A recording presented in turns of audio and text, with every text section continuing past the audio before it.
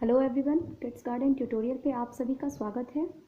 जैसा कि आप लोग जो है पिछले वीडियो में देख चुके हैं कि मैंने आपको सिलेबस समझा दिया था कि आपके 9-10 एग्ज़ाम किस तरह से होने वाले, तो वो 2 पार्ट्स में थे और मैंने बताया था आपको कि क्वेश्चन जो है वो आपके ऑब्जेक्टिव टाइप होने वाले हैं, ठीक है, फर्स्ट टर्म के। तो हम लोग उसी को ध्यान में रखते हुए आज से जो है ये सीरीज़ शुरू कर रहे हैं, ठीक है। इसमें हम लोग सिर्फ जो है ऑब्जेक्टिव टाइप क्वेश्चन देखेंगे, ठीक है, हर सब्जेक्ट के बिल्कुल चैप्टर वाइज। तो आज हम लोग जो है क्लास 10th के साइंस का ये हमारा सेकंड चैप्टर है, अम्ल क्षारक एवं लवण।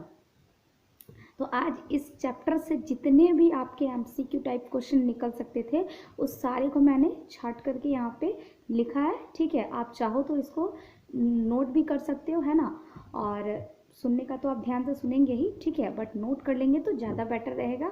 आप उसको फिर से कभी भी रिवाइज कर सकते हैं, ठीक है। तो चलिए वीडियो को शुरू करते हैं, देखते हैं हमारा पहला क्वेश्चन। देखिए पहला क्वेश्चन है हमारा कि अम्ल का स्वाद। तो अम्ल का स्वाद कैसा होता है? तो ये होता है खट्टा, ठीक है। यहाँ पे मैंने खुद लिखा है तो इसलिए मैंने ऑप्शन यहाँ पे नहीं डाले हैं, ठीक है। तो आप बस इसके आंसर रट जाइए, ठीक है। बाकी 4 ऑप्शन जो भी रहेंगे तो आप वहाँ पे फिर सही कर ही लोगे, है ना। तो चलिए देखते हैं, यहाँ पे मैंने डायरेक्ट क्वेश्चन और उसके आंसर लिखे हैं। चलिए, तो हमने जाना कि अम्ल का स्वाद कैसा होता है, अगर हमें पूछा जाए तो ये होता है खट्टा, ठीक है। सेकंड नंबर है कि अम्ल नीले लिटमस पत्र को किस रंगों में परिवर्तित करता है, ठीक है। अम्ल जो है वो नीले लिटमस पत्र को किस रंग में परिवर्तित करता है? तो इसका आंसर हो जाएगा लाल, ठीक है। लाल रंग में परिवर्तित करता है नीले लिटमस पत्र को कौन? अम्ल। अब थर्ड है हमारा कि क्षार का स्वाद कैसा होता है? तो ये होता है कड़वा, ठीक है। अब फोर्थ नंबर है क्षार लाल लिटमस पत्र को किस रंग में बदलता है? तो क्षार लाल लिटमस पत्र को नीले रंग में बदलता है, ठीक है। फिफ्थ नंबर क्वेश्चन है कि लिटमस पिलियन थैलोफाइटा समूह के लीचेन पौधे से निकाला जाता है, ठीक है।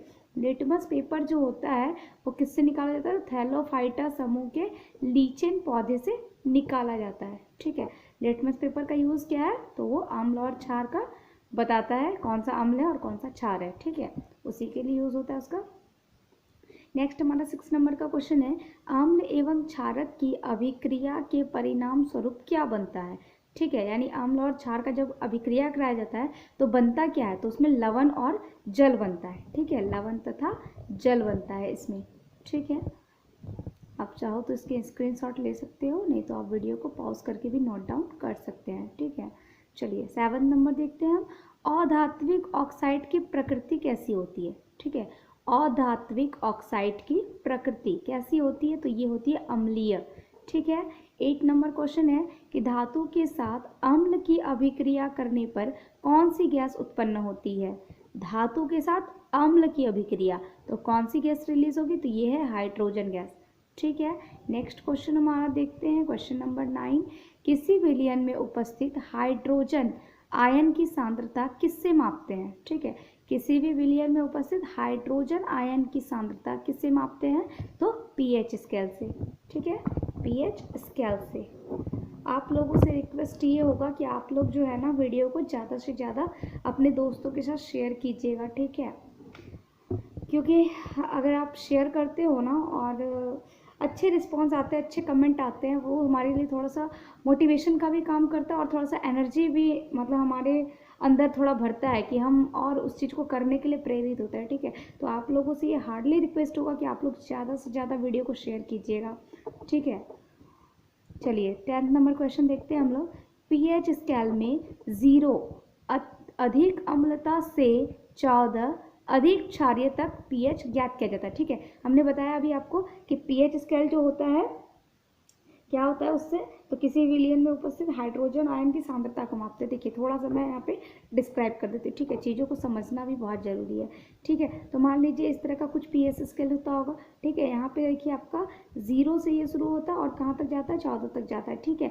बीच में जो आपका ये 7 होगा ना, यहाँ पे आपका उदासीन होगा, ठीक है, ये 7 उदासीन होगा और इसके इधर चलेंगे, यानी कि 7 के पीछे 0 तक चलेंगे तो इधर अम्लीय होगा और 7 के बाद अगर 14 तक चलेंगे तो इधर ईयर हमको क्षारीय मिलेगा। ठीक है, ये आपको याद रखना है।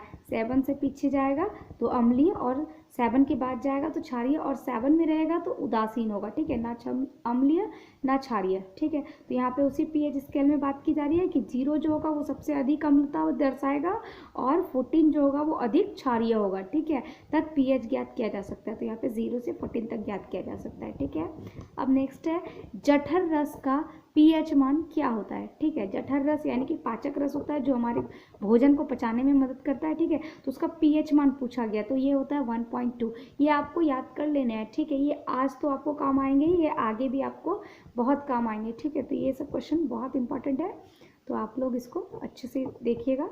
देखिए 12 नंबर है कि नींबू का रस का पीएच मान क्या होता है, तो ये होता है 2.2। अभी मैंने बताया 7 से कम होता है तो क्या होता है, अम्लीय होता है। इसका मतलब जठर रस भी अम्लीय प्रकृति का है, नींबू का रस भी अम्लीय प्रकृति का है। ठीक है, उसके बाद है शुद्ध जल का पीएच मान कितना होता है, तो ये होता है 7, इसलिए ये क्या है, उदासीन है, मतलब ना अम्लीय है ना क्षारीय है।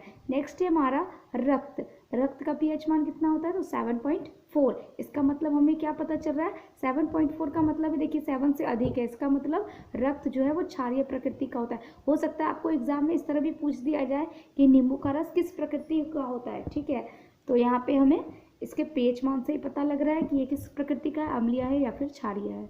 ठीक है, चलिए नेक्स्ट क्वेश्चन देखते हैं। सोडियम हाइड्रोक्साइड का विलयन जो होता है उसका पीएच मान कितना होता है, तो इसका लगभग 14 होता है। ठीक है, उसके बाद है अम्लीय वर्षा का पीएच मान क्या होता है, तो अम्लीय वर्षा का पीएच मान 5.6 से कम होता है। ठीक है, नेक्स्ट है अम्लता से पीड़ित व्यक्ति के उपचार के में क्या देंगे। ठीक है, यानी जो अम्लता से पीड़ित हो जाएगा, अम्लता से पीड़ित मतलब कि कभी कभी होता है ना, थोड़ा ज़्यादा खा लेने के बाद होता है ना अपच टाइप का हो जाता है, तो उस स्थिति में हम उसका उपचार कैसे करेंगे, तो उसके लिए एक दवाई आता है एंटासिड। ठीक है,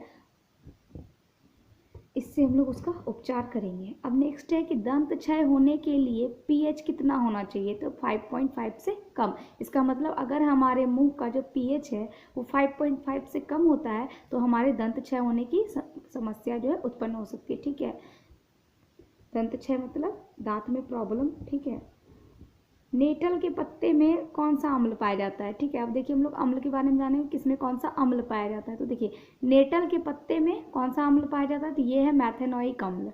ठीक है, सिरका में कौन सा अम्ल पाया जाता है, तो ये है एसिटिक अम्ल। ठीक है, संतरा में कौन सा अम्ल पाया जाता है, तो ये है सिट्रिक अम्ल। नेक्स्ट है इमली में कौन सा अम्ल पाया जाता है, तो ये है टार्टरिक अम्ल। नेक्स्ट है टमाटर में कौन सा अम्ल पाया जाता है, ये है ऑक्सैलिक अम्ल। ठीक है, चलिए नेक्स्ट क्वेश्चन देखते हैं हमारा।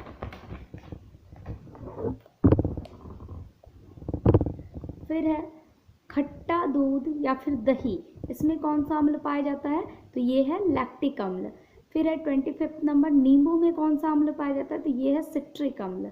26 नंबर चींटी का डंक में कौन सा अम्ल पाया जाता है, तो मैथेनोइक अम्ल। इसी मैथेनोइक अम्ल के कारण ही चींटी जब डंक मारती है ना तो बहुत ज़्यादा दर्द और चुभन टाइप का महसूस होता है, वो इसी अम्ल के कारण होता है। ठीक है, जल को जीवाणुओं से मुक्त करने के लिए किस चीज़ का इस्तेमाल करना चाहिए, तो जल को जीवाणुओं से मुक्त करने के लिए विरंजक चूर्ण का इस्तेमाल करना चाहिए। ठीक है, क्या नाम है, तो विरंजक चूर्ण। ठीक है, 28 नंबर है बेकिंग सोडा का रासायनिक नाम क्या है, तो बेकिंग सोडा का रासायनिक नाम sodium hydrogen carbonate, sodium hydrogen carbonate. और इसका रासायनिक सूत्र अगर पूछा जाए तो NaHCO3, NaHCO3।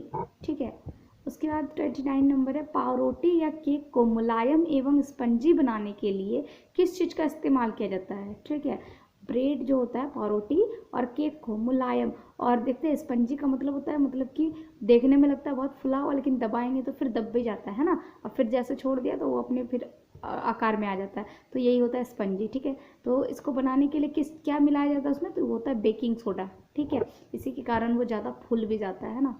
उसके बाद है कि धोने का सोडा, ये इसका देखिए यहाँ पे रासायनिक सूत्र बताया गया धोने का सोडा का Na2CO3 10H2O। ठीक है, और ये होता है क्षारकीय लवण है। ठीक है, इसकी प्रकृति अगर पूछा जाए तो ये एक क्षारकीय लवण है।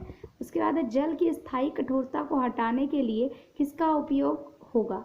ठीक है, जल की स्थायी कठोरता को हटाने के लिए किसका उपयोग होगा, तो इसका आंसर हो जाएगा धोने का सोडा।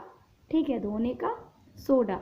नेक्स्ट हमारा क्वेश्चन है कि प्लास्टर ऑफ पेरिस का रासायनिक सूत्र क्या है। प्लास्टर ऑफ पेरिस का रासायनिक सूत्र क्या है, तो ये हो जाएगा CaSO4 और 1/2 H2O यानी कि हाफ H2O। ठीक है, तो ये है फॉर्मूला प्लास्टर ऑफ पेरिस का। प्लास्टर ऑफ पेरिस क्या होता है, तो आप देखे होंगे कभी किसी का अगर हड्डी टूट जाता है कहीं का भी, तो उसमें होता है ना प्लास्टर किया जाता है, ठीक है ना, तो उसमें जो इस्तेमाल किया जाता है प्लास्टर करने के लिए वही प्लास्टर ऑफ पेरिस कहलाता है। ठीक है, अब नेक्स्ट है जिप्सम। जिप्सम का रासायनिक सूत्र क्या है, तो CaSO4 × 2H2O। ठीक है, ये जिप्सम का रासायनिक सूत्र है और इसी का जब जल के साथ अभिक्रिया करा दिया जाता है तो ये बन जाता है प्लास्टर ऑफ पेरिस। ठीक है, चलिए नेक्स्ट क्वेश्चन देखते हैं कि वह कौन सा पदार्थ है जो क्लोरीन से क्रिया करके विरंजक चूर्ण बनाता है। वह कौन सा पदार्थ है जो क्लोरीन से क्रिया करके विरंजक चूर्ण बनाता है, तो वो हो जाएगा शुष्क बुझा हुआ चूना। ठीक है, अब इसका फॉर्मूला क्या है, रासायनिक सूत्र क्या है, तो वो है CaOH2। CaOH2 ये किसका फॉर्मूला है, तो शुष्क बुझा हुआ चूना का। ठीक है, वीडियो पसंद आया तो प्लीज़ वीडियो को लाइक भी कीजिएगा और चैनल पे नए हैं तो सब्सक्राइब भी ज़रूर कर लीजिएगा और बेल आइकन भी प्रेस कर दीजिएगा और चैनल पे लगातार बने रहिएगा क्योंकि अब रोज़ वीडियो अपलोड होने वाली है MCQs की। ठीक है, चलिए आज का हमारा लास्ट क्वेश्चन देखते हैं कि CaOCl2 का प्रचलित नाम क्या है, तो ये है विरंजक चूर्ण। ठीक है, CaOCl2 का प्रचलित नाम क्या है, तो ये है विरंजक चूर्ण। Thank you for watching.